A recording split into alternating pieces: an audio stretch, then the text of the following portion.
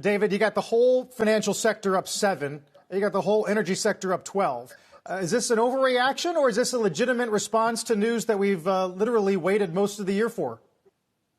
I think it's a pretty legitimate response. You know, we've spent a lot of time over the past 8 months talking about how the trade that has worked both going into and coming out of COVID has been fairly one-sided and primarily focused on growth and mega cap tech. I mean, all of these other names were just left in the rubble. But we did have the view that eventually either those outperformers were going to need to catch down or those underperformers were going to need to catch up. And so, you know, with respect to the financial story, I think a lot of it's about rates. Obviously, of the 10-year.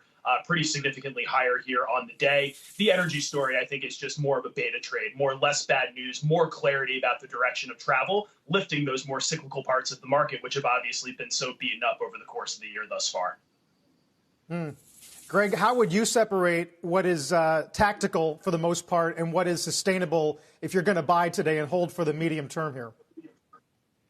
Well, I think the idea of a rotation into value is a sustainable theme we can see play out in 2021. But I think it might take a somewhat different shape to the knee-jerk reaction that we've seen this morning. I think sectors such as the financials, it's unsurprising given the yield curve move this morning that there is this knee-jerk positive reaction.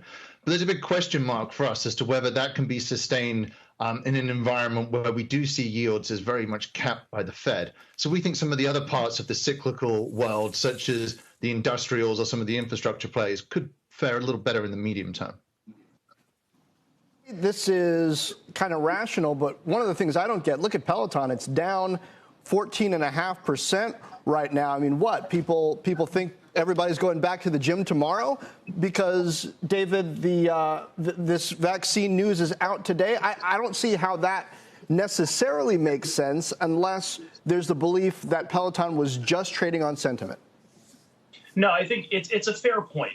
And you know, markets tend to overreact to things like this. We've been waiting for a vaccine for a very long time. And as I mentioned, you know, a lot of this stuff had simply been left by the wayside. I wouldn't make too much out of that move in particular. I would say, first off, there's a lot we don't know about the vaccine. It's very difficult to transport.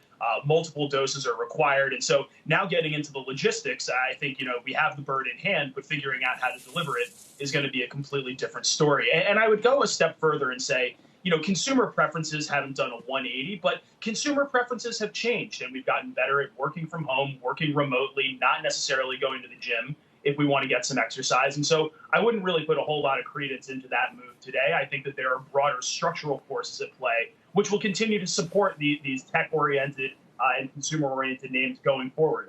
You know, there is opportunity there from where we sit. This is just a little bit of a pause. Shepard Smith here. Thanks for watching CNBC on YouTube.